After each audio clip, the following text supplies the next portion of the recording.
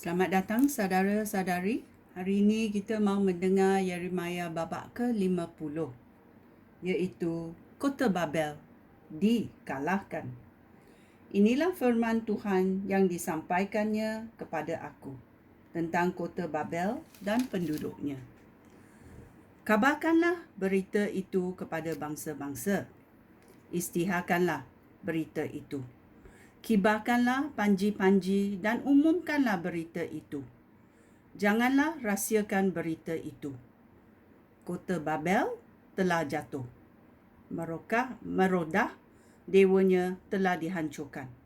Berhala-berhala Babel telah dipermalukan. Patung-patungnya yang menjijikkan telah diremukkan. Suatu bangsa dari utara telah datang untuk menyerang Babilonia dan menjadikan negeri itu gurun. Manusia dan binatang akan lari dan tiada lagi yang akan tinggal di situ. Israel kembali dari pembuangan, ayat 4. Tuhan berfirman, apabila masa itu tiba, penduduk Israel dan Yahuda akan datang bersama-sama sambil menangis dan mencari aku, Allah mereka. Mereka akan menanyakan jalan ke Sion, lalu menuju ke arah itu. Mereka akan membuat satu perjanjian kekal dengan aku dan tidak akan memungkirinya sampai selama-lamanya. Umat aku seperti kawanan domba yang telah dibiarkan sesat di gunung-gunung oleh gembala-gembala mereka.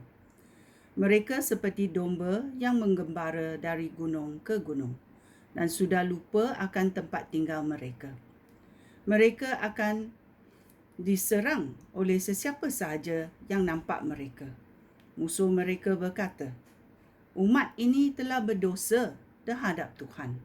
Oleh itu, apa yang kita lakukan tidak salah. Nenek moyang mereka percaya kepada Tuhan, dan seharusnya mereka pun tetap setia kepadanya. Hai umat Israel, larilah dari Babilonia, tinggalkanlah negeri itu. Kamu seharusnya yang terdahulu meninggalkan negeri itu. Aku akan membangkitkan beberapa bangsa yang kuat dari utara dan menyebabkan mereka menyerang Babilonia. Mereka akan mengatur barisan untuk bertempuh dengan Babilonia, lalu mengalahkannya. Mereka pemburu yang mahir. Apabila mereka memanah, panah mereka pasti mengenai sasaran. Babilonia akan dijarah, dan orang yang menjarahnya akan mengambil apa sahaja yang dikehendaki oleh mereka. Aku Tuhan telah berfirman. Kejatuhan Babel, ayat 11. Tuhan berfirman, hai penduduk Babilonia, kamu telah menjara umat aku. Kamu gembira dan bersukacita, melompat-lompat seperti lembu yang mengirik gandum dan seperti kuda yang merengkik. Tetapi kota kamu sendiri yang besar itu akan dihina dan dipermalukan. Babilonia akan menjadi kerajaan yang paling tidak penting antara semua kerajaan. Babilonia akan menjadi gurun yang kering dan gersang. Oleh sebab kemukaan aku, tiada sesiapa pun akan tinggal di Babel. Babel akan menjadi runtuhan, dan semua orang yang lalu di situ akan terkejut dan hairan. Hai pasukan pemanah, aturlah barisan dan kepunglah Babel. Bindikkanlah segala panah kamu ke Babel, kerana Babel telah berdosa terhadap aku, Tuhan. Pekitkanlah tempik peperangan di sekeliling kota itu. Sekarang Babel telah menyerah. Tembok pertahanannya telah ditembusi dan dirobohkan. Aku sedang membalas dendam aku terhadap orang Babilonia. Oleh itu, balaslah dendam kamu dan perlakukanlah mereka sebagaimana mereka telah memperlakukan orang lain. Jangan biar orang bercutut tanam atau menuai di negeri itu. Semua orang, semua bangsa asing yang tinggal di situ akan takut terhadap tentera yang menyerang mereka, lalu pulang ke negeri masing-masing. Israel kembali dari pembuangan. Ayat 17. Tuhan berfirman, umat Israel seperti kawanan domba yang dikejar dan dicerai-ceraikan oleh singa. Mula-mula, mereka diserang oleh Raja Asyur. Kemudian, Raja Nebukadnezar dari Babilonia mengerumit tulang-tulang mereka. Oleh sebab itu, aku Tuhan yang Maha Kuasa, Allah Israel, akan menghukum Raja Nebukadnezar dan negerinya, sebagaimana aku telah menghukum Raja Asyur. Aku akan mengembalikan umat Israel ke tanah air mereka. Mereka akan makan daripada hasil tanaman yang tumbuh di Gunung Karmel dan di daerah Basan.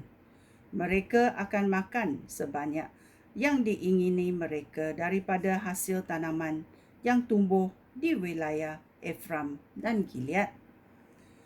Pada masa itu, dosa tidak akan terdapat lagi di Israel dan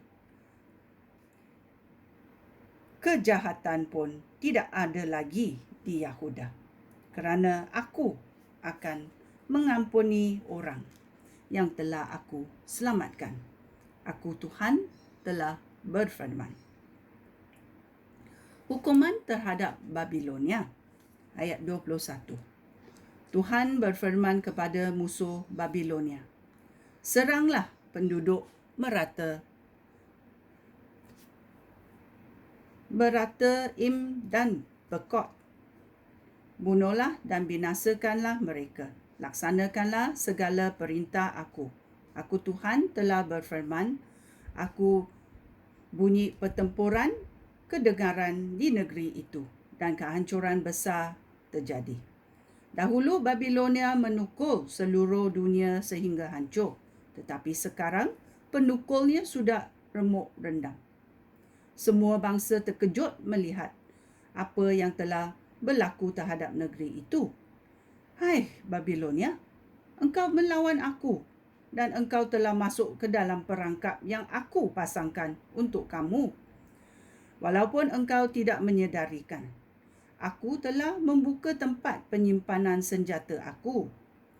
Dengan kemukaan aku telah mengeluarkan senjata aku kerana aku Tuhan, Raja yang Maha Kuasa, harus menjalankan tugas di Babilonia. Seranglah negeri itu dari segala arah dan kamu harus memecah masuk ke dalam semua gudang biji-bijian. Tumpukkan barang jarahan seperti biji-bijian ditumpukkan. Musnahkanlah negeri itu. Jangan tinggalkan apa-apa. Bunuhlah semua askar mereka. Sembelihlah mereka semua. Malanglah penduduk Babilonia. Sudah tiba waktunya mereka dihukum. Orang pelarian melarikan diri dari Babilonia lalu datang ke Yerusalem. Mereka menceritakan bagaimana Tuhan Allah kita membalas perbuatan orang Babilonia terhadap rumah Tuhan. Suruhlah pasukan pemanah menyerang Babel. Kerahlah setiap orang yang tahu menggunakan busur dan panah. Kepunglah kota itu dan jangan benarkan sesiapa pun melarikan diri. Balaslah segala perbuatan Babel. Perlakukanlah Babel sebagaimana Babel telah memperlakukan orang lain, kerana Babel bertindak dengan angkuh terhadap aku, yang Maha Suci, Allah Israel. Itulah sebabnya kaum pemuda Babel akan dibunuh di jalan-jalan kota dan semua askarnya dibinasakan pada hari itu. Aku Tuhan telah berfirman. Hai Babilonia, engkau penuh kesombongan. Itulah sebabnya aku Tuhan, Raja yang Maha Kuasa, menentang engkau. Tibalah masanya aku menghukum engkau. Bangsa kamu yang sombong itu akan tersandung dan jatuh. Tiada sesiapa pun akan menolong engkau bangun. Aku akan membakar kota-kota kamu dan semua yang di sekitarnya akan musnah. Tuhan yang Maha Kuasa berfirman, orang Israel dan Yahuda ditindas. Semua orang yang menangkap mereka, mengawal mereka dengan ketat dan tidak mahu melepaskan mereka. Tetapi Dia yang akan menyelamatkan mereka itu kuat. Namanya ialah Tuhan yang Maha Kuasa. Dia sendiri akan memperjuangkan perkara mereka, lalu membawa kedamaian ke bumi. Tetapi Dia mendatangkan kesusahan kepada orang Babilonia.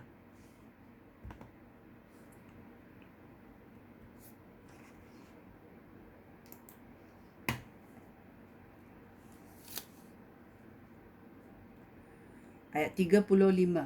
Tuhan berfirman, binasalah Babilonia, binasalah penduduknya, para pemimpinnya dan orangnya yang bijaksana. Binasalah nabi-nabinya yang berdusta. Sungguh bodoh mereka. Binasakanlah askar-askarnya. Alangkah takutnya mereka. Musnahkan semua kuda dan kereta kuda-kudanya. Binasalah askar upahannya. Alangkah lemahnya mereka. Musnahkanlah kekayaannya. Rampaslah dan jarahlah. Biarlah tanahnya menjadi kesang dan sungai-sungai menjadi kering. Babilonia penuh dengan bahala yang mengerikan, bahala yang menyebabkan pemujaannya menjadi gila.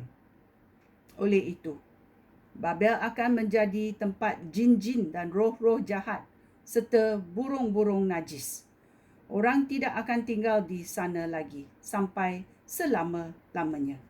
Sebagaimana aku memusnahkan Sodom dan Gomora bersama dengan pekan-pekan di sekitarnya, begitu juga aku akan memusnahkan Babel. Tiada seorang pun akan tinggal di sana lagi. Aku Tuhan telah berfirman. Orang sedang datang dari utara untuk suatu bangsa yang kuat dari negeri jauh. Banyak raja sedang bersedia untuk berperang. Mereka bersenjatakan panah dan pedang. Mereka kejam dan bengis. Bunyi derap kuda seperti laut bergelora. Apabila mereka menunggang kuda, mereka siap untuk menyerang Babilonia.